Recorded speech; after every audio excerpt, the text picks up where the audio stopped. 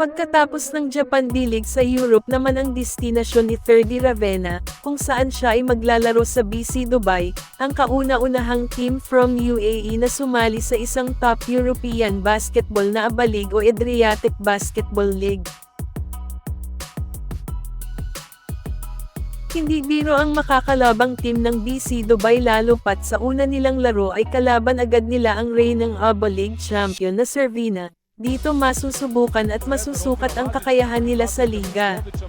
Sa puntong ito ay siguradong ang magiging issue ni Ferdy ay ang playing time niya, lalo na't hindi rin basta-basta ang mga kasama niya sa team nila na mga veterano na sa EuroLeague, na alam nating iba ang kalibreng dala, at isa na rito si Davis Bertans ng Latvia na huling naglaro sa Charlotte Hornets.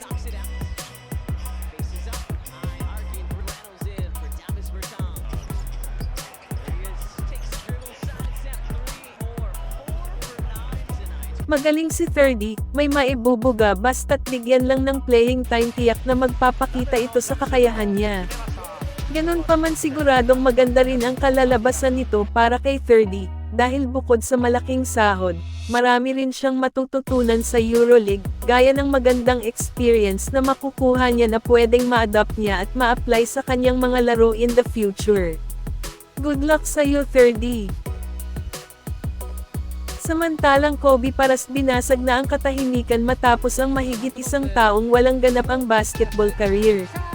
Pagkatapos kausapin ng amang si Benji Paras at sinabing magpa-draft na lang siya sa PBA, pero ang tugon ni Kobe ay hindi niya sinasara ang kanyang pintuan sa posibilidad na makapaglaro sa PBA, yun nga lang ay hindi pa sa ngayon, bagkus ay humingi ito ng pabor sa ama na magpahinga muna siya at sana ay pagbigyan daw muna siya sa naging desisyon niya. Ang daming nanghihinayang sa talent ni Kobe, dahil bukod sa may magandang height ay napaka-athletic pa nito. Bata pa si Kobe at sayang kung tatapusin niya ng maaga ang career niya sa pagbabasketball.